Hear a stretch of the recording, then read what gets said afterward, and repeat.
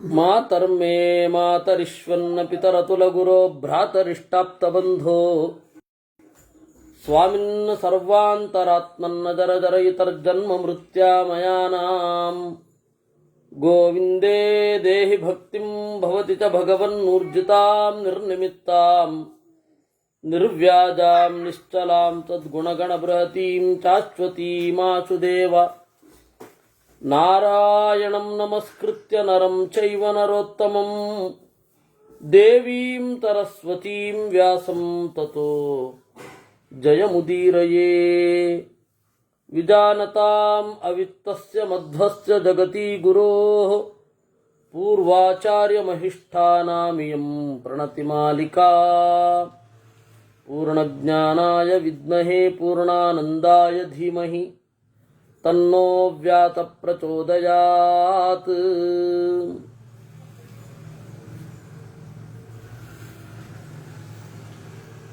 ಬುದ್ಧಿ ಮತ್ತು ಮನಸ್ಸು ಯಾವ ರೀತಿ ಕೆಲಸ ಮಾಡುತ್ತೆ ಅಂತನ್ನೋದನ್ನು ವೇದವ್ಯಾಸರು ನಮಗೆ ಹೇಳ್ತಾ ಇದ್ರು.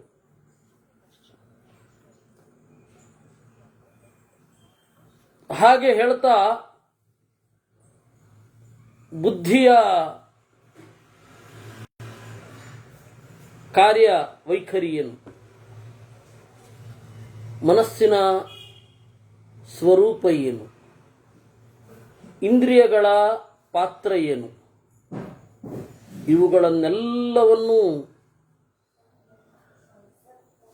ನಿರೂಪಣೆ ಮಾಡ್ತಾ ಸತ್ವಗುಣ, ರಜೋಗುಣ, ತಮೋಗುಣ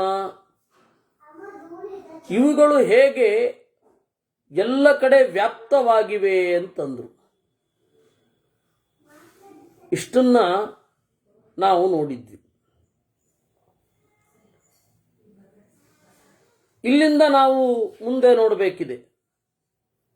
ಪ್ರದೀಪಾರ್ಥಂ ನರಃ ಕುರ್ಯಾತ್ ಇಂದ್ರಿಯೈಃ ಬುದ್ಧಿ ಸಪ್ತಮೈಃ ನಿಶ್ಚರದ್ಭಿರ್ಯಥಾ ಯೋಗಂ ಉದಾಸೀನೋ ಯದೃಚ್ಛಯಾ. ಇಂದ್ರಿಯೈಃ ಬುದ್ಧಿ ಸಪ್ತಮೈಃ, 5 ಇಂದ್ರಿಯಗಳು, ಮನಸ್ಸು ಮತ್ತೆ ಬುದ್ಧಿ. ಈ 7 ವಸ್ತುಗಳ ಜೊತೆಗೆ ಒಬ್ಬ ಮನುಷ್ಯ ಪ್ರದೀಪಾರ್ಥಂ ಕುರ್ಯಾತ್, ಬೆಳಕಿಗಾಗಿ ಹಂಬಲಿಸಬೇಕು. ಬೆಳಕಿಗಾಗಿ ಒಬ್ಬ ಹಂಬಲಿಸಬೇಕು. ಉದಾಸೀನೋ ಯದೃಚ್ಛಯ, ಆ ಬೆಳಕನ್ನು ನೋಡುವ ಸಂದರ್ಭದಲ್ಲಿ ಇಂದ್ರಿಯಗಳು ಶಬ್ದ ಸ್ಪರ್ಶ ರೂಪರಸ ಗಂಧಗಳನ್ನು ಆಸ್ವಾದನೆ ಮಾಡೇ ಮಾಡುತ್ತೆ. ಅವಾಗ ಹೇಗಿರಬೇಕು? ರೋಡಲ್ಲೆಲ್ಲ ದೊಡ್ಡದಾಗಿ DJ-ಯಿಂದ ಹಾಡು ಹಾಕಿರ್ತಾರೆ, ಅದನ್ನು ಕೇಳದೆ ಇರಲಿಕ್ಕಾಗತ್ತಾ? ಅದರಲ್ಲೂ ತೊಡಗಬಾರದು ಅಷ್ಟೆ. ಊರೆಲ್ಲ ಕೊಳೆಯಾಗಿದೆ ಅಂದರೆ ಊರು ಬಿಡ್ಲಿಕ್ಕಾಗಲ್ಲ, ಚಪ್ಪಲಿ ಹಾಕೋಬಹುದು. ಆ ರೀತಿ ಉದಾಸೀನೋ ಯದೃಚ್ಛಯ, ದೇವರ ಸಂಕಲ್ಪದಿಂದ ನನಗೆ ಒದಗಿ ಬಂದದ್ದು ಅಂತ ಹೇಳಿ ಒಬ್ಬ ತಟಸ್ಥನಾಗಿ ಇದ್ದು ಬೆಳಕಿಗಾಗಿ ಹಂಬಲಿಸಬೇಕು. ಏವಂ ಸ್ವಭಾವಮೇ ವೇದಂ ಇತಿ ವಿದ್ವಾನ್ನ ಮುಷ್ಯತಿ ಅಶೋಚನ್ ಅಪ್ರಹೃಷ್ಯಂಶ್ಚ ನಿತ್ಯಂ ವಿಗತಮತ್ಸರಃ. ಏವಂ ಸ್ವಭಾವಮೇವ ಇದಂ, ಈ ಜಗತ್ತಿನ ವಸ್ತುಗಳಿಗೆ ಇದೇ ಸ್ವಭಾವ. ಇದನ್ನು ಬಿಟ್ಟಿನ್ನೇನಿರುತ್ತೆ ಅಂತ ಒಬ್ಬ ಪ್ರಯತ್ನ ಪಡಬೇಕು.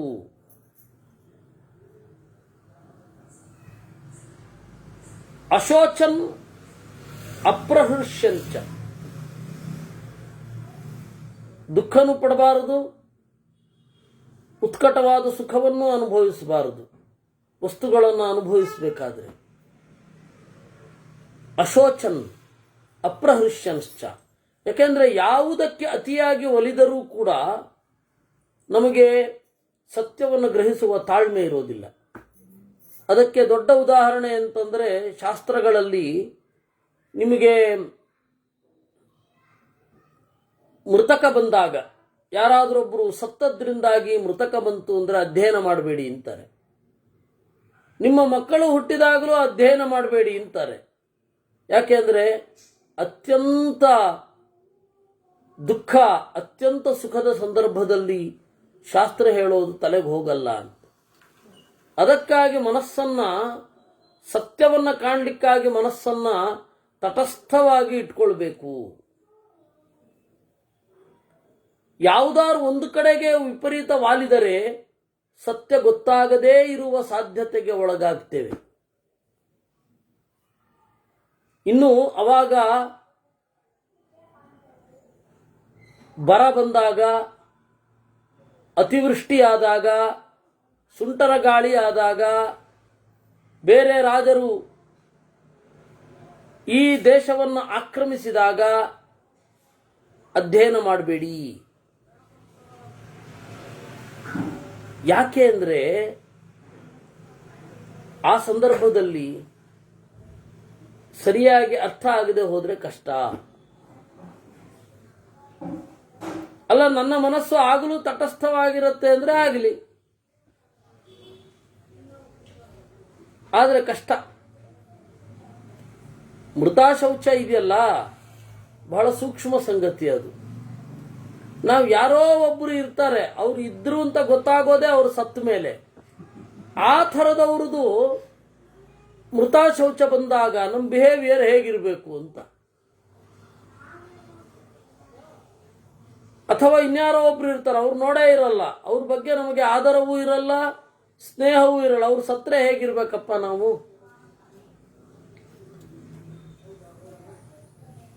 ನಾವು ಇಲ್ಲ ಅಂತ ಅಧ್ಯಯನ ಮಾಡ್ತಾ ಕೂತ್ರೆ ನೋಡೋದ್ಯಾ ಎಷ್ಟು ಕಲ್ಲು ಮನಸ್ಸು ಅಂತಾರೆ.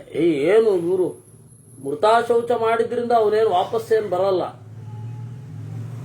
ಆದರೆ ಜನರ ಕಣ್ಣಿನಲ್ಲಿ ತೀರಾ ತಂದೆ ತಾಯಿ ಹೋದಾಗ ನಾವು ಮಾಡಲೇಬೇಕಾಗತ್ತೆ. ಕಾರಣ ಏನು ಅಂದರೆ ನಾವೇ ಕರ್ತೃಗಳು. ಆದರೆ ಈ ತರಹದವ್ರು ಯಾರೊಬ್ರು ಹೋದಾಗ ನಾವು ತಂದೆ ತಾಯಿ ಚಿಕ್ಕಪ್ಪ ಇವ್ರನ್ನ ಬಿಟ್ಟು ನಾ ಹೇಳ್ತಾ ಇರೋದು. ಆ ಥರದವ್ರು ಹೋದಾಗ ಕ್ರಿಯೆ ಇರುತ್ತೆ ಸರಿ, ಆದರೆ ಯಾವ ರೀತಿಯಲ್ಲಿಯೂ ಸ್ಪರ್ಶವೇ ಇರೋಲ್ಲ. ಅವಾಗ ಏನು ಮಾಡಬೇಕು? ಅವಾಗ ನಮ್ಮ ಮನಸ್ಸು ತಟಸ್ಥವಾಗಿತ್ತು ಅಂತ ಹೇಳಿದರೆ ನಾವು ಬೇರೆಯ ಶಾಸ್ತ್ರಗಳನ್ನು ಓದಿ ಇದಕ್ಕೆ ಪೂರಕ ಆಗುವ ಹಾಗೆ ಚಿಂತನೆ ಮಾಡಬಹುದು. ಇದು ಇರೋದು. ಯಾಕೆ ಹೇಳಿದ್ದು ನಾನು ಅಂದರೆ ಏವಂ ಸ್ವಭಾವಮೇವ ಇದಂ ಇತಿ ವಿದ್ವಾನ್ ನಮುಹ್ಯತಿ ಅಶೋಚನ್ ಅಪ್ರಹೃಷ್ಯನಶ್ಚ ನಿತ್ಯಂ ವಿಗತ ಮತ್ಸರಃ. ಆಮೇಲೆ ಎಲ್ಲಕ್ಕೂ ಮಿಗಿಲಾಗಿ ವಿಗತ ಮತ್ಸರಃ, ನನಗಿಂತ ಹೆಚ್ಚು ಸಂಪತ್ತು ಅವನಿಗೆ ಬಂತು, ನನಗಿಂತ ಹೆಚ್ಚು ಲಾಭ ಅವನಿಗಾಗಿದೆ, ಈ ಮಾತ್ಸರ್ಯ ಇಟ್ಕೊಂಡ್ರೆ ಅಧ್ಯಯನ ಮಾಡಲಿಕ್ಕಾಗಲ್ಲ, ಧ್ಯಾನಕ್ಕೆ ತೊಡಗಲಿಕ್ಕಾಗಲ್ಲ. ಅದರಿಂದ ಹೊರಗಡೆಯ ವಸ್ತುವಿನ ಬಗೆಗೆ ಹೆಚ್ಚು ಎಕ್ಸ್ಪ್ರೆಷನ್ ಇರದೇನೆ, ಲೆಸ್ ಎಕ್ಸ್ಪ್ರೆಷನ್, ಕಡಿಮೆ ಒಂದು ಪ್ರತಿಕ್ರಿಯೆ ಇರಬೇಕು. ಹಾಗೆ ಒಬ್ಬ ಹೋಗಬೇಕು. ಯಾಕೆ? ಇನ್ನು ಹೇಳ್ತಾರೆ, ನ ಹ್ಯಾತ್ಮ ಶಕ್ಯತೆ ದ್ರಷ್ಟುಂ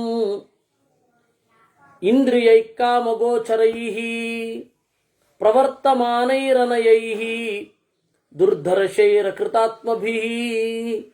ಒಂದು ವಸ್ತು ಬಯಸಿದ ಕೂಡಲೇ ಆಗ್ಬಿಡ್ಬೇಕು ಅಂತ ನಾವು ಮುಂದುವರಿತಾ ಇದ್ರೆ ಏನು ಪ್ರಾಬ್ಲಮ್? ಈಗ ಬೇಕು ಅಂತ ಅನ್ನಿಸ್ತು, ತಗೊಂಡ್ಬಿಟ್ಟೆ, ಮಾಡಬಾರದು, ಒಂದು ಸ್ವಲ್ಪ ತಡಿಬೇಕು ಅಂತಾರೆ. ಯಾಕೆ ಅಂದರೆ ನಮ್ಮ ಇಂದ್ರಿಯಗಳು ಆ ಕ್ರೇವಿಂಗ್ ಅಂತ ಏನು ಹೇಳ್ತಾರೆ, ಉತ್ಕಟವಾದ ಅಪೇಕ್ಷೆ, ಅದನ್ನು ತಡೆದು ತಡೆದು ತಡೆದು ನಾವು ಮುಂದುವರಿಬೇಕು. ಅದೆಲ್ಲ ಸಣ್ಣ ಸಣ್ಣ ಒಂದು ಏನು ಹೇಳ್ತಾರೆ, ಅದೆಲ್ಲ ಸಣ್ಣ ಸಣ್ಣ ಒಂದು ಕಾರ್ಯಾಚರಣೆ, ಹೋಮ್ವರ್ಕ್. ಇವತ್ತು ಅನ್ನಿಸ್ತು ಎಲ್ಲಿಗೋ ಹೋಗಬೇಕು ಅಂತ ಎಲ್ಲವನ್ನ ಬಿಟ್ಟು ಹೊರಟೋಗೋದು. ಆ ಥರ ಮಾಡಬೇಡಿ. ಯಾಕೆಂದ್ರೆ ಕಾಮಗೋಚರೈಹಿ ಇಂದ್ರಿಯೈಹಿ, ಉತ್ಕಟವಾದ ಬಯಕೆಯನ್ನ ಈಡೇರಿಸಿಕೊಳ್ಳಲಿಕ್ಕೆ ಹೊರಟ ಇಂದ್ರಿಯಗಳಿಂದ ಆತ್ಮ ದ್ರಷ್ಟುಂ ನ ಶಕ್ಯತೆ. ಜೀವಾತ್ಮನೇ ಗೊತ್ತಾಗಲ್ಲ, ಇನ್ನು ಪರಮಾತ್ಮ ಗೊತ್ತಾಗ್ತಾನ? ಪ್ರವರ್ತಮಾನೈರನಯೈಹಿ ದುರ್ಧರ್ಷೈರ ಕೃತಾತ್ಮಭಿಃ. ಅನಯೈಹಿ, ಇಂದ್ರಿಯದ ಪ್ರವೃತ್ತಿಗೆ ಯಾವುದೇ ನೀತಿ ನಿಯಮ ಸ್ಟ್ರಾಟಜಿ ಯಾವುದೂ ಇರಲ್ಲ. ಇದು ಬೇಕು ಅನ್ನಿಸ್ತು, ಹೋಗಿ ತಗೊಂಡೆ ಅಷ್ಟೇ. ಹಾಗೆ ಹೋಗಬೇಡಿ. ದುರ್ಧರ್ಷೈಹಿ, ನಮ್ಮನ್ನ ಅದು ಬಲಾತ್ಕಾರ ಮಾಡುತ್ತೆ. ಅದರಿಂದಾಗಿ ಮಕ್ಕಳಿಗೆ ಈಗ ಬೇಕು ಅನ್ಸಿದ್ದು ಈಗಲೇ ಬೇಕು. ನಾವು ಹಾಗೆ ಆಗ್ಬಿಟ್ರೆ ನಾವು ಯಾವ ರೀತಿಯಲ್ಲಿ ಮೆಚುರಿಟಿಯನ್ನು ಪಡೆಯೋದು? ಅದರಿಂದಾಗಿ ಇಂದ್ರಿಯಗಳು ಉತ್ಕಟವಾಗಿ ಬಯಸಿದಾಗ ಅದನ್ನ ಉಪವಾಸ ಹಾಕೋದು ಕಲಿಸು.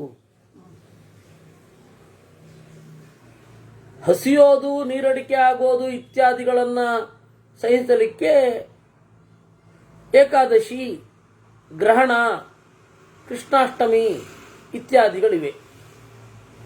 ಇನ್ನು ಬೇರೆ ಉಳಿದಂತೆ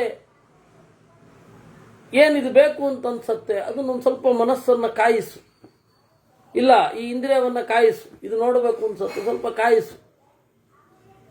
ತೇಷಾಂತು ಮನಸಾ ರಶ್ಮೀನ್ ಯದಾ ಸಮ್ಯಂ ನಿಯಚ್ಛತಿ ತದಾ ಪ್ರಕಾಶತೆ ಹ್ಯಾತ್ಮ ದೀಪೋ ದೀಪ್ಯನ್ ನಿರಾಕೃತಿ. ಯಾವಾಗ ಮನಸಾ ನಿಯಚ್ಛತಿ, ಮನಸ್ಸು ಅಂತನ್ನುವ ಒಂದು ಮನಸ್ಸಿನಿಂದ ರಶ್ಮಿ ಕಡಿವಾಣವನ್ನು ಹಿಡಿದು, ರಶ್ಮಿ ಅಂದ್ರೆ ಕಡಿವಾಣ ಅಂತ, ಕಡಿವಾಣವನ್ನು ಹಿಡಿದು ಸಮ್ಯಂಗ್ ನಿಯಚ್ಛತಿ, ಯಾವಾಗ ಇಂದ್ರಿಯಗಳನ್ನ ನಿಗ್ರಹಿಸ್ತಾನೋ ಆಗ ಆತ್ಮ ಪ್ರಕಾಶತೆ, ಆತ್ಮ ತೋರ್ತಾನೆ. ಹೇಗೆ? ದೀಪ್ಯನ್ ದೀಪೋ ನಿರಾಕೃತಿ, ಒಂದು ಬೆಳಕು ಇದೆ ಅಂತ ಅನ್ಸತ್ತೆ. ಇಂದ್ರಿಯ ನಿಗ್ರಹ ಮಾಡಿದ ಕೂಡಲೇ ಆತ್ಮ ಸಾಕ್ಷಾತ್ಕಾರ ಆಗಲ್ಲ, ಸತ್ಯ. ಆದರೆ ಒಂದು ಬೆಳಕು ಇದೆ ಅಂತ ಹೇಳಿ ಭರವಸೆ ಮೂಡುತ್ತೆ. ನಿರಾಕೃತಿ ದೀಪ ಪ್ರಕಾಶತೆ, ವಿಶೇಷ ಆಕಾರಗಳಿರದ ದೀಪ ತೋರುತ್ತೆ. ಸರ್ವೇಷಾಮೇವ ಭೂತಾನಾಂ ತಮಸ್ಸು ಪರತೆ ತಥಾ ಪ್ರಕಾಶಂ ಭವತೆ ತರ್ವಂ ತಥೇದಮುಪಧಾರ್ಯತಾಂ. ಯಾಕೆ? ಶಬ್ದ, ಸ್ಪರ್ಶ, ರೂಪ, ರಸ, ಗಂಧ ಇವುಗಳನ್ನು ಹೊಂದಬೇಕಾದ ಇಂದ್ರಿಯ ಕತ್ತಲಿಗೆ ಬಿದ್ದಾಗ ಬೆಳಕು ಶುರು ಆಗುತ್ತೆ. ಹೇಗೆ ರಂಗದ ಪ್ರೇಕ್ಷಕರ ಸಾಲಿನ ದೀಪ ಆರಿದಾಗ ವೇದಿಕೆಯ ದೀಪ ಬೆಳಗತ್ತೋ ಹಾಗೆ. ಅದೇ ರೀತಿ ಉದಾಹರಣೆಯಲ್ಲಿ ಕೊಟ್ಟಿರೋದು. ಇನ್ನೊಮ್ಮೆ ಆ ಶ್ಲೋಕ ಹೇಳ್ತೇನೆ. ಸರ್ವೇಚಾಮೇವ ಭೂತಾನಾಂ ತಮಸಿ ಉಪರತೆ ಯಥಾ ಪ್ರಕಾಶಂ ಭವತೆ ತರ್ವಂ ತಥೇದಮುಪಧಾರ್ಯತಾಂ. ಇಲ್ಲಿ ಲೈಟ್ ಆಫ್ ಆದಾಗ ರಂಗದ ಮೇಲೆ ಲೈಟ್ ಆನ್ ಆಗುವ ಹಾಗೆ ಒಂದೊಂದು ತತ್ವಗಳು ಗೋಚರ ಆಗ್ತಾ ಹೋಗುತ್ತೆ. ಅಂದ್ರೆ ಇದನ್ನ ಕತ್ತಲಲ್ಲಿ ನೀವು ಹಾಕಬೇಕು. ಯಥಾ ವಾರಿತರ ಪಕ್ಷಿ ನ ಲಿಪ್ಯತಿ ಜಲೇಚರನ್ ಏವಮೇವ ಕೃತ ಪ್ರಜ್ಞೋ ನ ದೋಷೈರ್ ವಿಷಯಾನ್ಶ್ಚರನ್. ನಿಮಗೆ ಫೋಕಸ್ ಒಂದು ತೀರ್ಮಾನ ಆದ ಮೇಲೆ ವಿಷಯ ಪದಾರ್ಥಗಳ ಲೇಪಕ್ಕೆ ಒಳಗಾಗೋದಿಲ್ಲ. ಅದಕ್ಕೊಂದು ದೃಷ್ಟಾಂತ ಕೊಡ್ತಾರೆ. ಯಥಾ ವಾರಿಚರ ಪಕ್ಷಿ, ನೀರಿನಲ್ಲಿ ತಿರುಗಾಡುವ ಪಕ್ಷಿ. ನಲಿಪ್ಯತಿ ಜಲೇಚರನ್, ನೀರಿನಲ್ಲಿ ಓಡಾಡ್ತಾ ಇದ್ರು ಒದ್ದೆ ಆಗಲ್ಲ. ಹಾಗೆ ಏವಮೇವ ಕೃತ ಪ್ರಜ್ಞ, ಪ್ರಜ್ಞಾವಂತನಾದವನು ವಿಷಯಾನ್ ಚರನ್, ಶಬ್ದ ಸ್ಪರ್ಶ ರೂಪ ರಸಗಳಲ್ಲಿ ತೊಡಗಿದರೂ ಕೂಡ ದೋಷೈ ನ ಲಿಪ್ಯತೆ, ಆ ದೋಷದಿಂದ ಬಿಡುಗಡೆ ಹೊಂದಿರ್ತಾನೆ. ಅಸಜ್ಜಮಾನಸ್ತರವೇಶು ನ ಕಥಂಚನ ಲಿಪ್ಯತೆ. ಸರಿ, ಪುರುಷನಿಗೆ ಲೇಪ ಆಗದೆ ಇರೋದು ಅಂದ್ರೆ ಏನು? ಅಸಜ್ಜಮಾನ ಸರ್ವೇಶು, ಮನಸ್ಸು ಅದರಲ್ಲೇ ತೊಡಗ್ಬಿಡಬಾರ್ದು, ಅದೇ ಲೇಪ ಇಲ್ಲದೆ ಇರೋದು. ತ್ಯಕ್ತ್ವಾ ಪೂರ್ವಕೃತಂ ಕರ್ಮ ರತಿರ್ಯಸ್ಯ ಪರಾತ್ಮನಿ ಸರ್ವಭೂತಾತ್ಮಭೂತಃ ಸಹ ಗುಣಸರ್ಗೇನ ಸಜ್ಜತಿ. ಹಿಂದೆ ಮಾಡಿದ ಕರ್ಮವನ್ನು ಕೂಡಲೇ ತೊರೆದು, ಕರ್ಮವನ್ನು ಅಂಟಿಸಿಕೊಳ್ಳದೆ, ಮನಸ್ಸಿನಲ್ಲಿ ಗಾಢವಾಗಿ ಅದನ್ನೇ ಯೋಚನೆ ಮಾಡದೇ ಇರದೆ, ಯಸ್ಯ ಯಾರಿಗೆ ಪರಾತ್ಮನಿ ರತಿ, ದೇವರಲ್ಲಿ ಮನಸ್ಸು ಲಗ್ನವಾಗುತ್ತೋ ಅಂತಹ ಸರ್ವಭೂತಾತ್ಮಭೂತಃ, ಎಲ್ಲರಲ್ಲಿ ಅಂತರ್ಯಾಮಿಯಾಗಿರುವವನೇ ನನ್ನಲ್ಲಿಯೂ ಅಂತರ್ಯಾಮಿಯಾಗಿದ್ದಾನೆ ಅಂತ ಯಾರು ಅಂದುಕೊಳ್ತಾನೋ, ಅದಕ್ಕೆ ಗೀತೆಯಲ್ಲಿಯೂ ಇದೇ ಶಬ್ದ ಬಳಸಿದ್ರು, ಇಲ್ಲಿಯೂ ಇದೇ ಶಬ್ದ ಬಳಸ್ತಾ ಇದ್ದಾರೆ. ಸರ್ವಭೂತಾತ್ಮಭೂತಃ, ಸರ್ವಭೂತ ಆತ್ಮ ಭೂತ. ಸರ್ವಭೂತಾತ್ಮ ಅಂದರೆ ಎಲ್ಲ ಭೂತ ಜೀವರಲ್ಲಿ ಆತ್ಮ ಅಂತರ್ಯಾಮಿ, ಅವನಲ್ಲಿ ಭೂತ ಇವನು ನೆಲೆಗೊಂಡಿರ್ತಾನೆ. ಅಂದ್ರೆ ದೇವರು ಎಲ್ಲರ ಅಂತರ್ಯಾಮಿ, ಅವನಲ್ಲಿ ನಾನು ತೊಡಗಿದ್ದೇನೆ ಅಂತನ್ನುವ ಭಾವನೆ ಇರುವವ ಗುಣಸರ್ಗೇನ ಸಜ್ಜತೆ. ಸತ್ವರಜಸ್ತಮೋ ಗುಣಗಳ ಈ ಸೃಷ್ಟಿ ಇದರಲ್ಲಿ ಸಿಕ್ಕಿಕೊಳ್ಳುವುದಿಲ್ಲ. ಸತ್ವಮಾತ್ಮ ಪ್ರಸ್ವಜತಿ ಗುಣಾನಪಿ ಕದಾಚನ ನ ಗುಣ ವಿದುರಾತ್ಮಾನಂ ಗುಣಾನ್ ವೇದಸ ಸರ್ವದಾ. ಸತ್ವ ಏನಿದೆ, ಜೀವ ಮನಸ್ಸಿಗೂ ಇಂಪಾರ್ಟೆನ್ಸ್ ಕೊಡ್ತಾನೆ ಮೊದಲು. ಗುಣಾನಪಿ, ಸತ್ವರಜಸ್ತಮೋ ಗುಣಗಳಿಗೂ ಇಂಪಾರ್ಟೆನ್ಸ್ ಕೊಡ್ತಾನೆ. ಯಾವಾಗ ಮನಸ್ಸು ಸತ್ವರಜಸ್ತಮೋ ಗುಣಗಳ ಪ್ರವಾಹದಲ್ಲಿ ಹೊಡ್ಕೊಂಡು ಹೊರಟೋಗತ್ತೆ, ಆಗ ಆತ್ಮ ನಷ್ಟ ಆಗ್ತಾನೆ. ಜೀವ ದೇವರ ದಾರಿಯಿಂದ ಆಚೆ ಬರ್ತಾನೆ. ಅದನ್ನ ಬಹಳ ಜಾಣ್ಮೆಯಿಂದ ಹೇಳ್ತಾರೆ. ನಗುಣ ವಿದುರಾತ್ಮಾನಂ, ಭಂಗಿಯಂತರದಿಂದ ಹೇಳೋದು. ಜಾಣ್ಮೆ ಅನ್ಬಾರದು, ಭಂಗ್ಯಂತರದಿಂದ ಹೇಳೋದು. ನಗುಣ ವಿದುಹು ಆತ್ಮಾನಂ, ಗುಣಗಳಿಗೆ ಆತ್ಮನ ಬಗ್ಗೆ ಗೊತ್ತಿಲ್ಲ, ಆದರೆ ಆತ್ಮ ಗುಣಗಳನ್ನು ತಿಳಿಯಬಲ್ಲ. ಅಂದರೆ ಗುಣ ಜಡವಾದದ್ದು ಆತ್ಮನನ್ನು ತಿಳ್ಕೊಳ್ಳಲ್ಲ. ಓ, ಇವನಿಗೆ ಏನು ತೊಂದರೆ ಮಾಡಬಾರ್ದಪ್ಪ ಅಂತ ಅದು ಬರ್ತಾ ಇರುತ್ತೆ. ಆ ಅಲೆಗೆ ನಾವು ಒಳಗಾಗಬಾರದು. ಪರಿದ್ರಷ್ಟ ಗುಣಾನಾಂಚ ಸ್ರಷ್ಟ ಚೈವ ಯಥಾ ಭವೇತ್ ಕ್ಷೇತ್ರಜ್ಞಯೋರೇವಂ ಅಂತರಂ ವಿಧಿ ಸೂಕ್ಷ್ಮಯೋ. ಯಾರು ಪರಿದ್ರಷ್ಟ ಗುಣಾನಾಂ, ಯಾರು ಗುಣಗಳನ್ನು ತಟಸ್ಥವಾಗಿ ನೋಡ್ತಾನೆ ಅವನು ಆತ್ಮ. ಯಾರು ಸ್ರಷ್ಟಾಚೈವ ಯಥಾ ಭವೇತ್, ಅದನ್ನು ಸೃಷ್ಟಿಯೂ ಮಾಡಿರ್ತಾನೋ ಅವನು ಕ್ಷೇತ್ರಜ್ಞ. ಕ್ಷೇತ್ರಜ್ಞ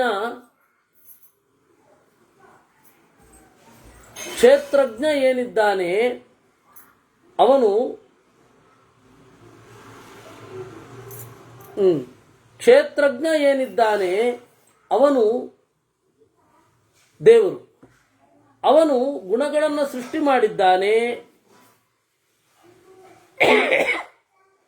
ಸೇಮ್ ಟೈಮ್ ಸತ್ವರಜಸ್ತಮೋ ಗುಣಗಳ ಪರಿಸರವನ್ನ ತಟಸ್ಥವಾಗಿ ನೋಡಿಯೂ ನೋಡ್ತಾನೆ. ಜೀವನಿಗೆ ಅದು ಸಾಧ್ಯ ಇಲ್ಲ. ಇದು ಕ್ಷೇತ್ರ ಮತ್ತು ಕ್ಷೇತ್ರಜ್ಞರ ವ್ಯತ್ಯಾಸ. ಇದು ಸೂಕ್ಷ್ಮ, ಹೀಗೆ ತಿಳ್ಕು. ಸೃಜತೇತ್ರ ಗುಣಾನೇಕಃ ಏಕೋ ನ ಸೃಜತೆ ಗುಣಾನ್ ಪೃಥಗ್ಭೂತೌ ಪ್ರಕೃತ್ಯಾತೌ ಸಂಪ್ರಯುಕ್ತೌ ಚ ಸರ್ವದಾ. ಜೀವ ಗುಣಗಳನ್ನು ಸೃಷ್ಟಿ ಮಾಡೋದಿಲ್ಲ, ಗುಣಗಳ ಪರಿಣಾಮಕ್ಕೆ ಒಳಗಾಗ್ತಾನೆ. ದೇವರು ಗುಣಗಳನ್ನು ಸೃಷ್ಟಿ ಮಾಡ್ತಾನೆ, ಪರಿಣಾಮಕ್ಕೆ ಒಳಗಾಗೋದಿಲ್ಲ. ಇಬ್ಬರೂ ಪ್ರಕೃತಿಯಿಂದ ಭಿನ್ನರು ಎಂದು ತಿಳಿ. ಯಥಾ ಮತ್ಸ್ಯೋದ್ಭಿರನ್ಯಸ್ಸನ್ ಸಂಪ್ರಯುಕ್ತಸ್ತಥೈವ ತೌ ಮಶಕೋ ದುಂಬರೌ ವಾಪಿ ಸಂಪ್ರಯುಕ್ತೌ ತಥೈವ ಹಿ. ನೀರು ಬೇರೆ, ಮೀನು ಬೇರೆ, ಹಿಡಿಯೋನು ಬೇರೆ.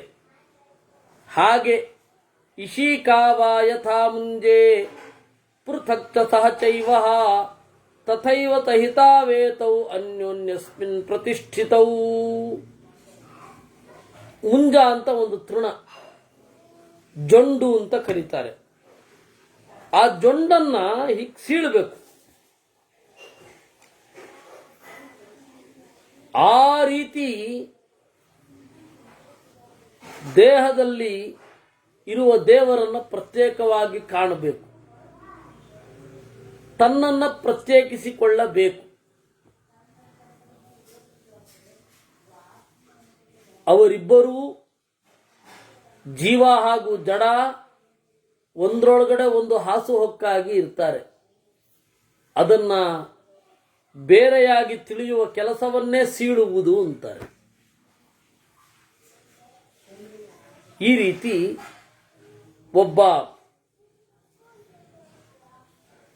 ಬದುಕಬೇಕು, ಇದು ಗುರಿ ಅನ್ನುವಲ್ಲಿಗೆ 233ನೇ ಅಧ್ಯಾಯ.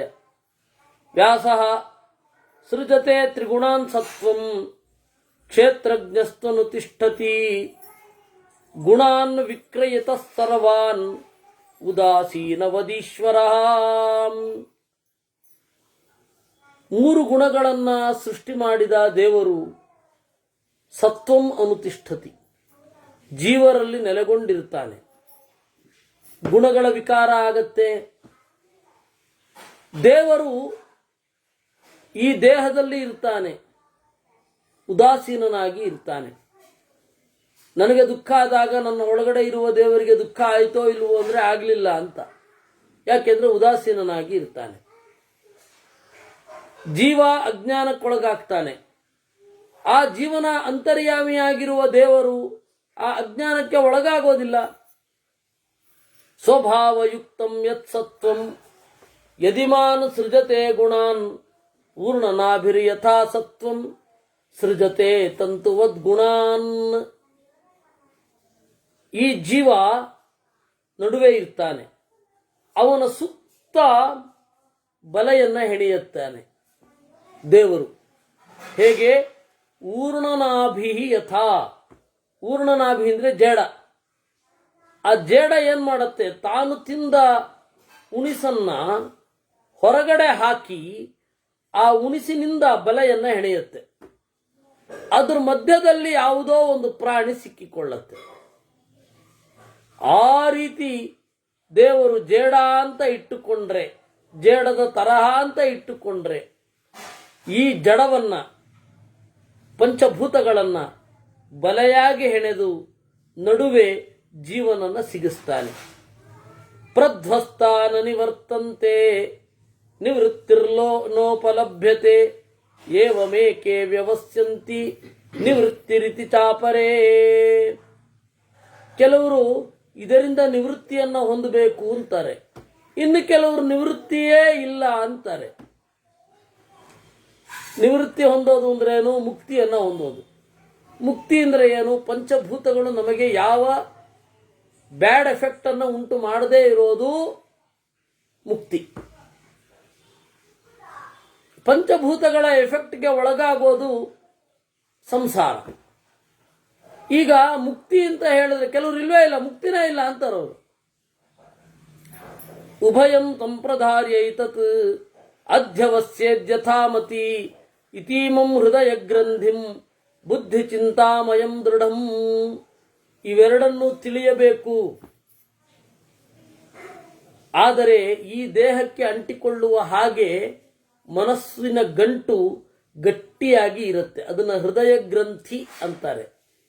ಅದನ್ನ ಸೀಳಬೇಕು. ಅಂದ್ರೆ ದೇವರ ಪ್ರಜ್ಞೆಯಿಂದ ಸೀಳಬೇಕು. ಅತಿಥ್ಯ ಸುಖಮಾಸೀತ ನ ಶೋಚನಶ್ಚಿನ್ನತಂ ಚ ಯಃ ಅನೇನೈವ ವಿಧಾನೇನ ಭವೇದ್ ಗರ್ಭಶಯೋ ಮಹಾನ್. ಅತಿಥ್ಯ ಸುಖಮಾಸೀತ. ಈ ಸಂಸಾರವನ್ನು ದಾಟಿ ಒಬ್ಬ ಸುಖವಾಗಿ ಇರ್ತಾನೆ. ಅದಕ್ಕೆ ಈ ಅಂಟದಿರುವಿಕೆಯೇ ದಾರಿ. ಅದರಿಂದ ಈ ಲೋಕ, ಈ ಭೂತ, ಇವುಗಳನ್ನು ದಾಟಬೇಕು. ಸಮವೇಕ್ಷ ಶನೈ ಸಮ್ಯಕ್ ಲಭತೆ ಗತಿಮುತ್ತಮಾಂ ಏತದ್ವೈ ಜನ್ಮ ಸಾಮಗ್ರ್ಯಂ ಬ್ರಾಹ್ಮಣಸ್ಯ ವಿಶೇಷತಃ.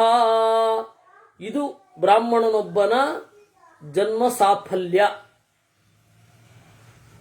ಆತ್ಮಜ್ಞಾನಂ ಶಮಶ್ಚೈವ ಪರ್ಯಾಪ್ತಂ ತತ್ಪರಾಯಣಂ. ಆತ್ಮಜ್ಞಾನ ಮತ್ತೆ ದೇವರ ಭಕ್ತಿ, ಅದು ಬ್ರಾಹ್ಮಣನೊಬ್ಬನ ಪ್ರಧಾನವಾದ ನಡೆಯಾಗಿರಬೇಕು. ಪುರಾಣಗಳಲ್ಲೆಲ್ಲ ನಿಮಗೆ ಆಶ್ಚರ್ಯ ಆಗತ್ತೆ. ವಿಷ್ಣು ಪುರಾಣವನ್ನು ನಿಮ್ಮಲ್ಲಿ ಕೆಲವರು ಕೇಳಿದ್ದೀರ. ಆ ವಿಷ್ಣು ಪುರಾಣದ ಆಳ ಅದು ಬೇರೆನೆ. ಮತ್ತು ಭಾಗವತದಲ್ಲಿ ನವಮ ಸ್ಕಂಧ ಅಲ್ಲೆಲ್ಲ ಹೇಳಬೇಕಾದ್ರೆ ಅದ್ಯ ಪ್ರಭೃತಿ ತತ್ಕ್ಷತ್ರಂ ಬ್ರಹ್ಮೋತ್ತರಮವರ್ತತ ಅಂತ. ಇವನಾದ್ಮೇಲೆ ತತಪ್ರಭೃತಿ, ಈ ಪೀಳಿಗೆಯವನು ಬಂದ ಮೇಲೆ ಎಲ್ಲ ಕ್ಷತ್ರಿಯರು ಬ್ರಹ್ಮೋತ್ತರಮವರ್ತತ ಬ್ರಾಹ್ಮಣರಾಗಿ ಕನ್ವರ್ಟ್ ಆಗೋದ್ರು. ಆ ಬ್ರಾಹ್ಮಣರು ಏನೋ ಒಂದು ದುರ್ಬುದ್ಧಿಯಿಂದ ವೈಶ್ಯರಾಗಿ ಕನ್ವರ್ಟ್ ಆಗೋದ್ರೆಲ್ಲ ಬರುತ್ತೆ. ಹೀಗಾಗಿ ಆತ್ಮಜ್ಞಾನ ಮತ್ತೆ ಶಮ ಅಂತನ್ನೋದು ಬ್ರಾಹ್ಮಣ್ಯದ ಲಕ್ಷಣ. ಬ್ರಾಹ್ಮಣ ಅಂತ ಹೇಳಿ ಅವನಿಗೆ ಇದನ್ನೇ ಹೇಳ್ತಾ ಇರೋದು. ಏವಂ ಬುದ್ಧ ಭವೇದ್ ಬುದ್ಧ ಕಿಮನ್ಯದ್ ಬುದ್ಧ ಲಕ್ಷಣಂ. ಅವನನ್ನೇ ಬುದ್ಧ ಅಂತ ಕರೀತಾರೆ. ಬುದ್ಧ ಅಂದ್ರೇನು? ಎಚ್ಚರಗೊಂಡವ. ಅದನ್ನೇ ಬೇಂದ್ರೆ ಎಲ್ಲರೂ ಮಲಗಿರಲು ಅವನೊಬ್ಬನೆದ್ದ, ಹೆಸರು ಬುದ್ಧ ಅಂತ. ಬುದ್ಧ ಅಂದ್ರೆ ಎಚ್ಚರಗೊಂಡವ. ಪ್ರಬುದ್ಧ ಅಂದ್ರೇನು? ಅಜ್ಞಾನದ ಬಗ್ಗೆ, ಇಮ್ಮೆಚೂರಿಟಿಯ ಬಗ್ಗೆ ಎಚ್ಚರಗೊಂಡವ ಅಂತ. ಅವನು ಪ್ರಬುದ್ಧ, ಎಚ್ಚರಗೊಂಡವನು ಅಂತ. ಏವಂ ಬುದ್ಧ ಭವೇದ್ ಬುದ್ಧ ಕಿಮನ್ಯದ್ ಬುದ್ಧ ಲಕ್ಷಣಂ ವಿಜ್ಞಾಯೈತದ್ವಿಮುಚ್ಯಂತೆ ಕೃತಕೃತ್ಯಾ ಮನೀಷಿಣಃ. ಈ ರೀತಿ ತಿಳಿದವನು ಪ್ರಜ್ಞಾವಂತನಾಗುತ್ತಾನೆ. ನಭವತಿ ವಿದುಚಾಂ ಮಹದ್ಭಯಂ ಯದ ವಿದುಚಾಂ ತು ಮಹದ್ಭಯಂ ಪರತ್ರ ನಹಿ ಗತಿರಧಿಕಾಸ್ತಿ ಕಸ್ಯಚಿತ್ ಭವತಿ ಹಿಯಾ ವಿದುಚಾಂ ಸನಾತನೀ. ಅದರಿಂದಾಗಿ ಭಯ ಇಲ್ಲದೆ ಇರೋದು ಅಂದರೆ ಏನು? ಜ್ಞಾನಿ ಆಗೋದು ಅಂತ ಅರ್ಥ. ಅಜ್ಞಾನ ಅಂದರೆ ಏನು? ಭಯಗಳೊಂದಿಗೆ ಕೂಡಿರೋದು ಅಂತ ಅರ್ಥ. ಇದಕ್ಕಿಂತ ಮಿಗಿಲಾದ ಗತಿ ಏನು ಬೇಕು ಅಂತ ಹೇಳುವಲ್ಲಿಗೆ 234ನೇ ಅಧ್ಯಾಯ. ಶುಕಃ ಯಸ್ಮಾತ್ ಧರ್ಮಾತ್ ಪರೋ ಧರ್ಮೋ ವಿದ್ಯತೆ ನೇಹ ಕಶ್ಚನ ಯೋ ವಿಶಿಷ್ಟಶ್ಚ ಧರ್ಮೇಭ್ಯಃ ತಂ ಭವಾನ್ ಪ್ರಬ್ರವೀತು ಮೇ. ಯಾವ ಧರ್ಮಕ್ಕಿಂತ ಮಿಗಿಲಾದ ಧರ್ಮವೇ ಇಲ್ಲವೋ, ಯಾವುದು ಎಲ್ಲ ಧರ್ಮಕ್ಕೂ ವಿಶಿಷ್ಟವೋ ಅದನ್ನು ನನಗೆ ಹೇಳಿ ಅಂತಾನೆ. ಅಂದರೆ ಧರ್ಮ ಅಂದರೆ ಇಲ್ಲಿ ಯಾವುದು ನಮ್ಮನ್ನ ಸಾಧನೆಯ ದಾರಿಯಲ್ಲಿ ಉಳಿಸತ್ತೋ ಅದು, ಯಾವುದು ನಮ್ಮನ್ನ ಅರಿವಿನ ದಾರಿಯಲ್ಲಿ ಉಳಿಸತ್ತೋ ಅದು ಧರ್ಮ. ನಾವು ಧರ್ಮ ಅಂತಂದ್ರೆ, ನಮಗೆ ಧರ್ಮ ಅಂತ ಹೇಳಿದ್ರೆ ಪುಣ್ಯ ಪಾಪ. ನಾವು ಅಂದರೆ ಮೀಮಾಂಸಕರು ಧರ್ಮಶಾಸ್ತ್ರದವರು, ಇವರಿಗೆಲ್ಲರಿಗೂ ಧರ್ಮ ಅಂತ ಹೇಳಿದ್ರೆ ಪುಣ್ಯ ಪಾಪ. ಆ ಅರ್ಥದಲ್ಲಿ ಪ್ರಯೋಗ ಇಲ್ಲ ಅಂತಲ್ಲ, ಮಧ್ವಾಚಾರ್ಯರು ಬಳಸಿದ್ದಾರೆ. ಧರ್ಮ ಅನ್ನೋದನ್ನು ಪುಣ್ಯ ಹಾಗೂ ಪಾಪ ಅನ್ನೋ ಅರ್ಥದಲ್ಲಿ ಬಳಸಿದ್ದಾರೆ. ಆದರೆ ಇಲ್ಲಿ ಹೇಳ್ತಾ ಇರೋದು ಜ್ಞಾನ ಸಾಧನ. ಧರ್ಮದ ಫಲ ಏನು? ಜ್ಞಾನ ಸಾಧನ. ಜ್ಞಾನ ಬಂದರೆ ಓ ಧರ್ಮ ಮಾಡಿದ್ದೀವಿ ಅಂತ ಅರ್ಥ. ಜ್ಞಾನ ಬರಲಿಲ್ವಾ, ಧರ್ಮ ಮಾಡಿಲ್ಲ ಅಂತ ಅರ್ಥ. ಶಾಸ್ತ್ರದಲ್ಲಿ ಆಸಕ್ತಿ ಬರಲಿಲ್ವಾ, ಧರ್ಮ ಮಾಡಿಲ್ಲ ಅಂತ ಅರ್ಥ. ಮಾಡಿದ ಪುಣ್ಯ ಫಲಪ್ರದವಾಗಿಲ್ಲ ಅಂತ ಅರ್ಥ. ಭಾಗವತದಲ್ಲಿಯೂ ಬಂದ ಸಂಗತಿ ಇದು. ಹೀಗಾಗಿ ಧರ್ಮ ಅಂದರೆ ಇಲ್ಲಿ ಹೇಳ್ತಾ ಇರೋದು ಜ್ಞಾನ ಸಾಧನ. ಯಾವುದು? ಧರ್ಮಂತೆ ತಂ ಪ್ರವಕ್ಷ್ಯಾಮಿ ಪುರಾಣಮೃಷಿ ಸಂಸ್ಕೃತಂ ವಿಶಿಷ್ಟಂ ಸರ್ವಧರ್ಮೇಭ್ಯ ತದಿಹೈಕಮನಾಶೃಣು. ಹೇಳ್ತೇನಪ್ಪ, ಋಷಿಗಳು ನಡೆದು ಸವೆಸಿದ ದಾರಿ ಈ ಧರ್ಮ, ಅದನ್ನು ಹೇಳ್ತೇನೆ ಕೇಳು. ಇಂದ್ರಿಯಾಣಿ ಪ್ರಮಾಥೀನಿ ಬುದ್ಧ್ಯಾ ಸಂಯಚ್ಛಯತ್ನತಃ ಸರ್ವತೋ ನಿಷ್ಪತಿಷ್ಣೂನಿ ಪಿತಾ ಬಾಲಾನಿವಾತ್ಮಜಾನ್. ಇಂದ್ರಿಯಗಳು ಎಲ್ಲ ಕಡೆ ಓಡ್ತಾ ಇರ್ತವೆ. ಅದನ್ನ ನೋಡಿ, ಇದನ್ನ ನೋಡಿ, ಅದು ಇದ್ದು, ಅದಕ್ಕೆ ರಿಯಾಕ್ಟ್ ಮಾಡಿದೆ, ಇದಕ್ಕೆ ರಿಯಾಕ್ಟ್ ಮಾಡಿದೆ. ಆ ರಿಯಾಕ್ಷನ್ ಅನ್ನ ತಡೆದು ನಿಲ್ಲಿಸಬೇಕು. ಹೇಗೆ ಹೊರಜಿಗಿಯುವ ಬಾಲಕರನ್ನ ತಂದೆಯೊಬ್ಬ ಗಟ್ಟಿಯಾಗಿ ಹಿಡಿದ ಹಾಗೆ, ಅದೇ ಉದಾಹರಣೆಯಲ್ಲಿ ಕೊಟ್ಟಿರೋದು. ಪಿತಾ ಬಾಲ ನಿವಾತ್ಮಜಾನ್. ಮನಸ್ಸು ಎಲ್ಲೆಲ್ಲ ಓಡ್ತಾ ಇರುತ್ತೆ. ಇಂದ್ರಿಯ ಒಂದು ನೋಡಿದ್ಕೊಂಡೆ ಟಕ್ಕ ಆಯ್ತು, ಸಾಕು ಬೇಕಾದು ಅಂತ ಹಿಂದೆ ಬರಬೇಕು. ಮನಸ್ಸಶ್ಚ ಇಂದ್ರಿಯಾಣಾಂಚ ಶೈಕಾಗ್ರ್ಯಂ ಪರಮಂ ತಪಃ ತಜ್ಜಾಯ ಸರ್ವಧರ್ಮೇಭ್ಯ ಸಧರ್ಮ ಪರ ಉಚ್ಯತೆ. ಮನಸ್ಸು ಇಂದ್ರಿಯ ದೇವರಲ್ಲಿ ತೊಡಗೋದೇ ಧರ್ಮ. ಅದೇ ಎಲ್ಲ ಧರ್ಮಕ್ಕಿಂತ ಮಿಗಿಲು. ಅಂದ್ರೆ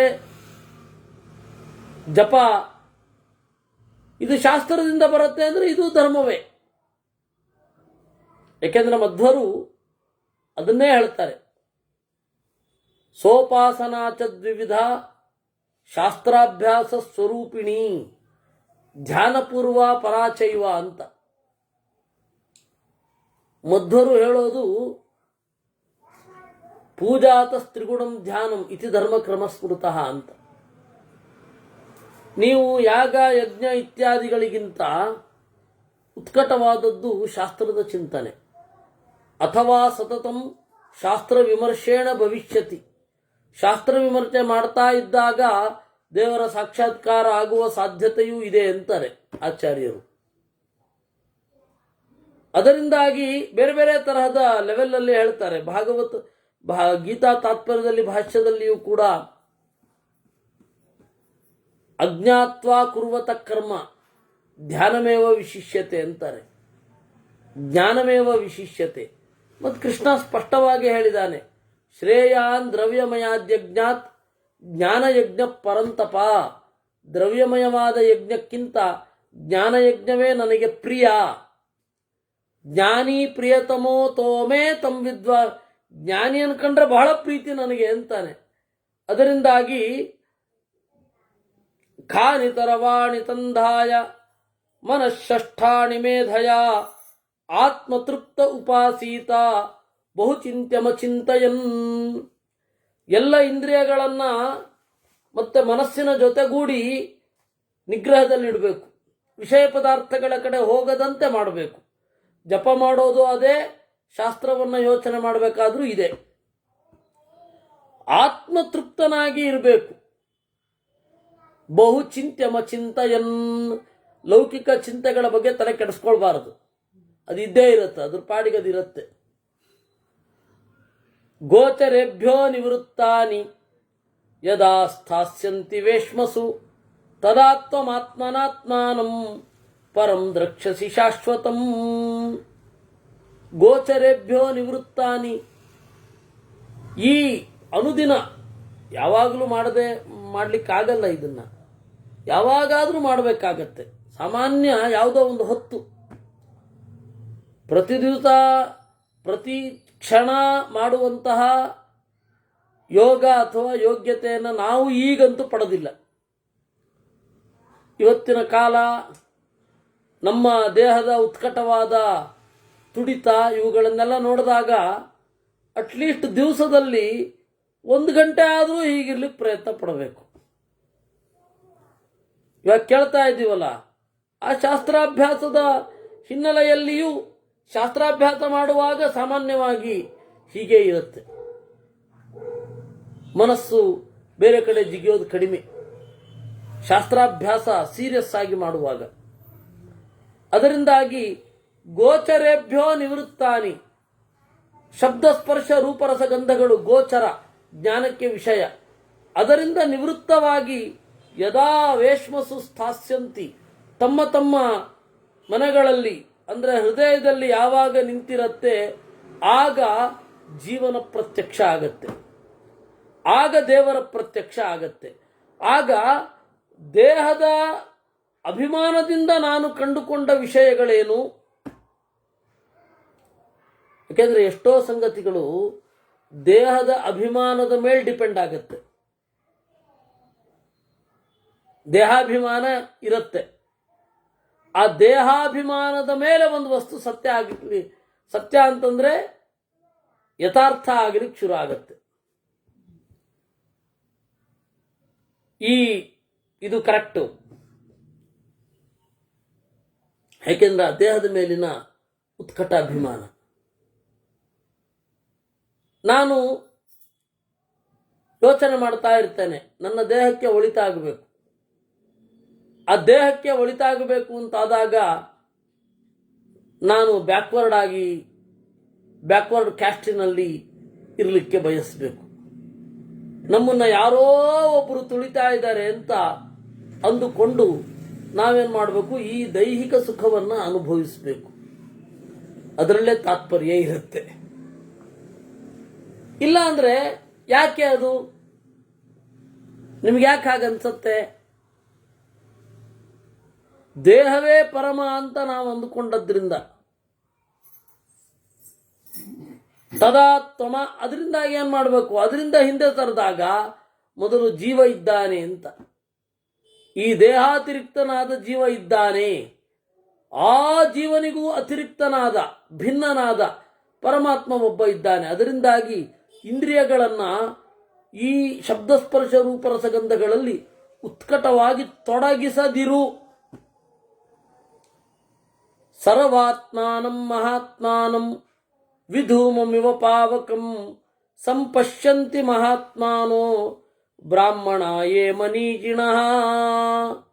ಈ ತರಹದ ದೇವರು ಏನಿದ್ದಾನೆ ಅವನು ಸರ್ವಾತ್ಮ, ಎಲ್ಲರ ಅಂತರ್ಯಾಮಿ. ಮಹಾತ್ಮ, ಅತ್ಯಂತ ಹಿರಿಯ. ವಿಧೂಮಮಿವ ಪಾವಕಂ, ಹೊಗೆ ಇರದ ಬೆಂಕಿಯ ಹಾಗೆ ನಿಶ್ಚಲವಾಗಿ ಇರ್ತಾನೆ. ಅವನನ್ನು ನೋಡಬೇಕು, ಕತ್ತಲಲ್ಲಿ ಇಣುಕಿ ಆ ಕತ್ತಲ ನಡುವೆ ಇರುವ ಬೆಳಕನ್ನು ನೋಡಬೇಕು ಅಂತಂದ್ರೆ ಒಂದು ಸ್ವಲ್ಪ ಟೈಮ್ ಕೊಡೋದು ಬೇಡವೆ? ಅದಕ್ಕೆ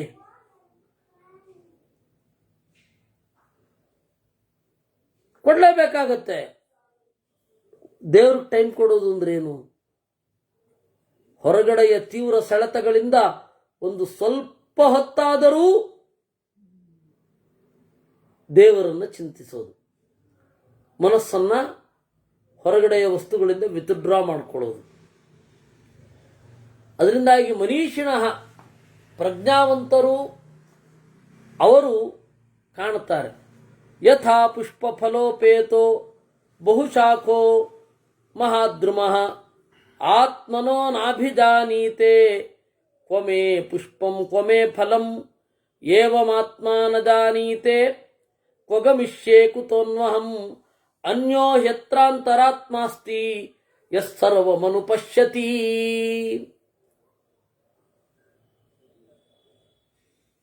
ವೇದ ಏನಿದೆ ಆ ವೇದದ ವ್ಯಾಖ್ಯಾನವೇ ಮಹಾಭಾರತ ಅಂತ. ಇದೊಂದು ದೊಡ್ಡ ಉದಾಹರಣೆ. ಉಪನಿಷತ್ತಿನಲ್ಲಿ ಛಂದೋಗೋಪನಿಷತ್ತು ನಿಮಗೆ ಗೊತ್ತೇ ಇದೆ. ಅದು 6ನೇ ಅಧ್ಯಾಯ ಛಂದೋಗೋಪನಿಷತ್ತಿನಲ್ಲಿ. ಅಷ್ಟಾವಕ್ರ ಮತ್ತೆ ಶ್ವೇತಕೇತು, ಉದ್ದಾಲಕ ಮತ್ತೆ ಶ್ವೇತಕೇತು. ಶ್ವೇತಕೇತು ಅಹಂಕಾರದಿಂದ ಬರ್ತಾನೆ, ಎಲ್ಲವನ್ನ ತಿಳ್ಕೊಂಡಿದ್ದೇನೆ ಅಂತ. ಅವಾಗ ಅಪ್ಪನಿಗೆ ಗೊತ್ತಾಗತ್ತೆ ಇವನು ಅಹಂಕಾರದಿಂದ ನಾನೇ ದೇವರು ಅಂತ ಅಂದುಕೊಂಡಿದ್ದಾನೆ ಅಂತ. ಅವಾಗ ಅವನೊಂದು ಪ್ರಶ್ನೆ ಮಾಡ್ತಾನೆ, ಉತ ತಮಾದೇಶಂ ಅಪ್ರಾಕ್ಷ್ಯ ಏನ ಅಶ್ರುತಂ ಶ್ರುತಂ ಭವತಿ ಏನ ಅಮತಂ ಮತಂ ಭವತಿ ಏನ ಅವಿಜ್ಞಾತಂ ವಿಜ್ಞಾತಂ ಭವತಿ. ಏನಪ್ಪ ಅದು ಒಂದು ತತ್ವದ ಬಗ್ಗೆ ಕೇಳಿದೀಯಾ? ಯಾವುದನ್ನು ತಿಳಿದ್ರೆ ತಿಳಿಯದೇ ಇರೋದು ತಿಳಿದಂತಾಗ್ತದೋ, ಯಾವುದನ್ನು ತಿಳಿದ್ರೆ ಮನನ ಮಾಡದೇ ಇರೋದು ಮನನ ಮಾಡಿದಂತಾಗ್ತದೋ ಅಂತಹ ತತ್ವವನ್ನು ಕೇಳಿದೆಯೋ ಅಂದ. ಇವನಿಗೆ ಗೊತ್ತಾಗಲಿಲ್ಲ. ಅವನನ್ನು ತಿಳಿಯಲೇಬೇಕು ಅಂತಾನೆ ಅಪ್ಪ, ತಿಳಿಯಲೇಬೇಕು. ಓಹೋ, ತಿಳಿಲೇಬೇಕೋ? ತಿಳಿದೇ ಹೋದ್ರೆ ಏನು ಅನರ್ಥ ಆಗತ್ತೆ. ಅದಕ್ಕೆ ಅವಾಗ ಒಂದು ದೃಷ್ಟಾಂತ ಕೊಡ್ತಾನೆ. ಹೇಗೆ ಜೇನು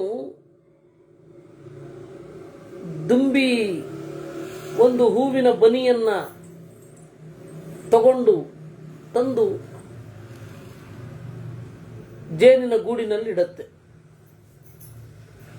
ಅದರೊಂದು ವಿಶಿಷ್ಟವಾದ ಸಂಯೋಗದಿಂದ ಜೇನಾಗತ್ತೆ. ಅದರಲ್ಲಿರುವ ಒಂದೊಂದು ಹನಿಗೂ ನಾನು ಎಲ್ಲಿಂದ ಬಂದಿದ್ದೇನೆ, ಎಲ್ಲಿಗೆ ಹೋಗ್ತೇನೆ ಗೊತ್ತಿಲ್ಲ ಅಲ್ವಾ? ಹಾಗೆ ಎಲ್ಲಿಂದ ಬಂದಿದ್ದೇನೆ, ಎಲ್ಲಿಗೆ ಹೋಗ್ತೇನೆ ಜೀವನು ತಿಳಿಯದೇ ಇದ್ದರೆ ಏನು ಪ್ರಯೋಜನ? ಹಾಗೆ ಏವಮೇವ ಪ್ರಜಾ ನ ವಿದುಃ ಸತ ಆಗಚ್ಛಾಮಹೇ ಇತಿ. ಹಾಗೆ ಪ್ರಜೆಗಳು ದೇವರನ್ನು ತಿಳಿಯದಿದ್ದರೆ ಯಾರಿಂದ ಬಂದೆವು ಅಂತ ತೈಹ ವ್ಯಾಘ್ರೋ ವಾ ಕೀಟೋ ವಾ ಪತಂಗೋ ವಾ ಮಹಿಷೋ ವಾ ವರಾಹೋ ವಾ ಯದ್ಯದ್ಭವಂತಿ ತತ್ವದಾ ಭವಂತಿ. ದೇವರನ್ನು ತಿಳಿಯದೇ ಇದ್ದರೆ ವ್ಯಾಘ್ರೋವಾ ಹುಲಿ, ಪತಂಗೋವಾ ಚಿಟ್ಟೆ, ದಂಶೋವಾ ಸೊಳ್ಳೆ, ಮಶಕೋವಾ ನೊಣ ಇವೆಲ್ಲ ಆಗುವ ಸಾಧ್ಯತೆಗಳಿದೆ. ಏಕೆಂದರೆ ಸಮಾನ ಅಲ್ಲ. ಮನುಷ್ಯನಾಗಿಯೂ ಕೂಡ ತನ್ನ ಮೂಲವನ್ನು ತಿಳಿಯದವನು, ಪ್ರಾಣಿಗೂ ಅದೇ ಅಜ್ಞಾನ ಇರುತ್ತೆ. ಏನು ಪ್ರಯೋಜನ? ದೇವರನ್ನು ತಿಳಿಯದಿದ್ದರೆ ಹೀಗೆಲ್ಲ ಆಗತ್ತೆ ಅಂತ. ಅದೇ ತರಹದ ದೃಷ್ಟಾಂತ ಇಲ್ಲಿ. ಯಥಾ ಪುಷ್ಪ ಫಲೋಪೇತಃ, ಹೂವು ಹಣ್ಣುಗಳಿಂದ ಕೂಡಿರುವ ಬಹುಶಾಖೋ ಮಹಾದ್ರುಮಃ, ಬಹಳ ರೆಂಬೆ ಕೊಂಬೆಗಳಿರುವ ದೊಡ್ಡ ಹಿರಿದಾದ ಮರ, ಆತ್ಮನೋನಾಭಿಜಾನೀತೆ, ತನ್ನ ಬಗ್ಗೆನೇ ತಿಳ್ಕೊಂಡಿರಲ್ಲ. ಕ್ವಮೇ ಪುಷ್ಪಂ ಕ್ವಮೇ ಫಲಂ, ತನ್ನ ಹೂವಿನ ಬಗ್ಗೆ ಅದು ನೋಡಿರಲ್ಲ. ಹೂವು ಏನು ಅಂತನೂ ಗೊತ್ತಿರಲ್ಲ, ಅದಕ್ಕೆ ಹಣ್ಣು ಏನು ಅಂತನೂ ಗೊತ್ತಿರಲ್ಲ. ಆ ರೀತಿ ಏವಮಾತ್ಮ ನ ಜಾನೀತೆ ಕ್ವಗಮಿಷ್ಯೇ ಕುತೋನ್ವಹಂ, ಹಾಗೆ ಜೀವ ಎಲ್ಲಿಗೆ ಹೋಗ್ತೇನೆ, ಎಲ್ಲಿ ಇದ್ದೇನೆ ಅಂತ ತಿಳಿಯದೆ ಹೋದ್ರೆ ಹೀಗೆ ಆಗತ್ತೆ. ಅನ್ಯೋ ಹಿ ಅತ್ರ ಅಂತರಾತ್ಮಾಸ್ತಿ, ಅನ್ಯಃ ಅತ್ರ ಅಂತರಾತ್ಮಾಸ್ತಿ, ಅಂತರ್ಯಾಮಿಯೊಬ್ಬ ಬೇರೆಯೇ ಇದ್ದಾನೆ. ಯಸ್ಸರ್ವಮನುಪಶ್ಯತಿ, ಯಾವುದು ಇದನ್ನ ಎಲ್ಲವನ್ನ ನೋಡ್ತಾ ಇರ್ತಾನೋ ಅವನು. ಜ್ಞಾನದೀಪೇನ ದೀಪ್ತೇನ ಪಶ್ಯತ್ಯಾತ್ಮಾನಮಾತ್ಮನ ದೃಷ್ಟ್ವಾತ್ಮನಾತ್ಮನಾತ್ಮಾನಂ ನಿರಾತ್ಮ ಭವತರವವಿತ್.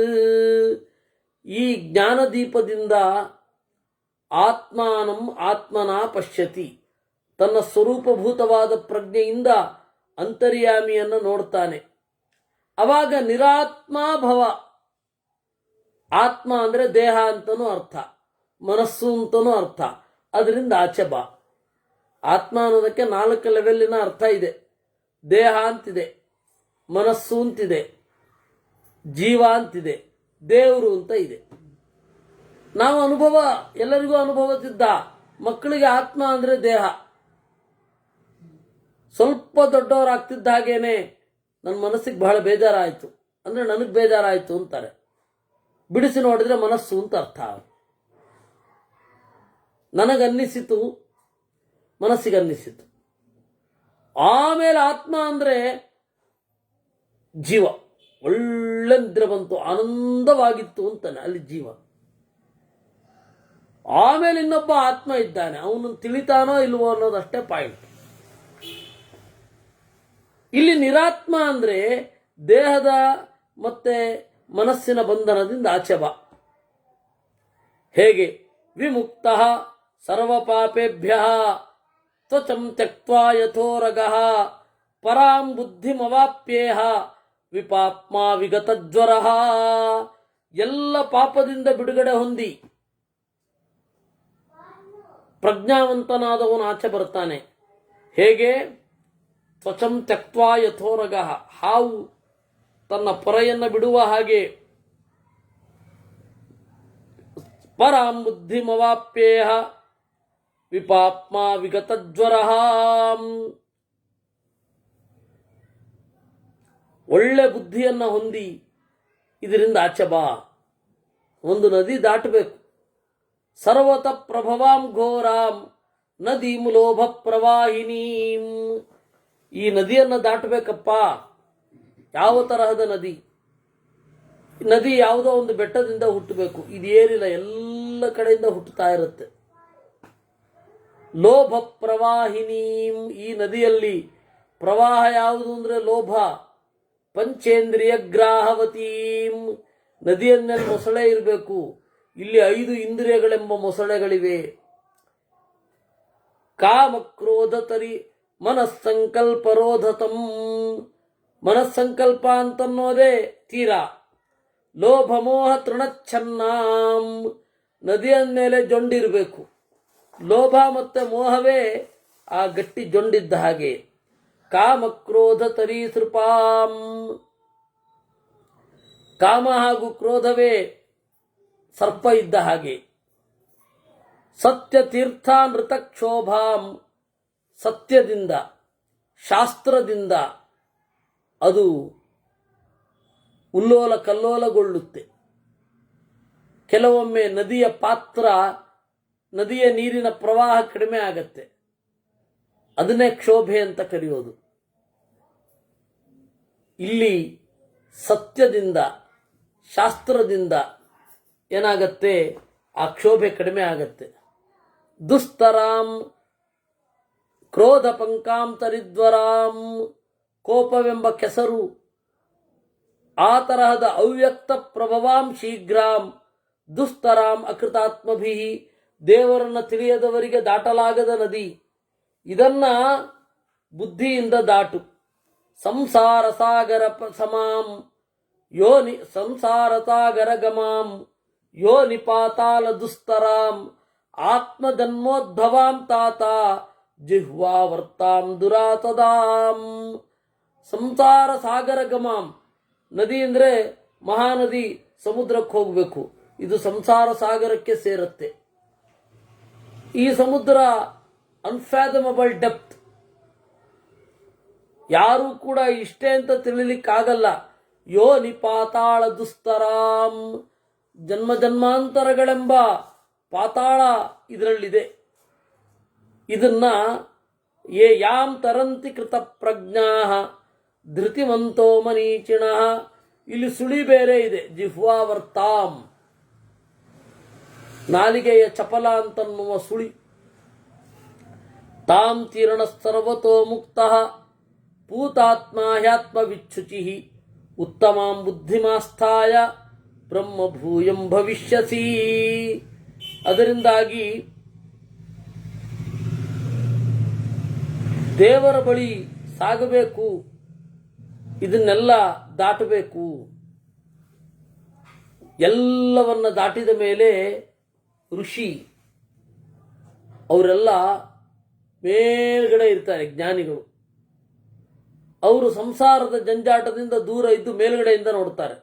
ಭೂಮಿಷ್ಠಾನೀವ ಭೂತಾನಿ ಪರ್ವತಸ್ಥೋ ನಿಶಾಮಯೇತ್.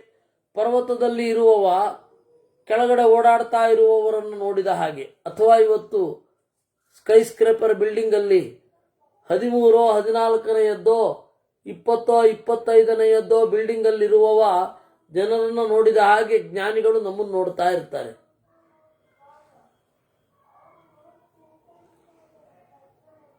ಅದರಿಂದ ಈ ಬುದ್ಧಿ ಜ್ಞಾನ ಅದಕ್ಕೆ ಸಾಧನೆ ಏನಿದೆ ಅದೇ ಧರ್ಮ.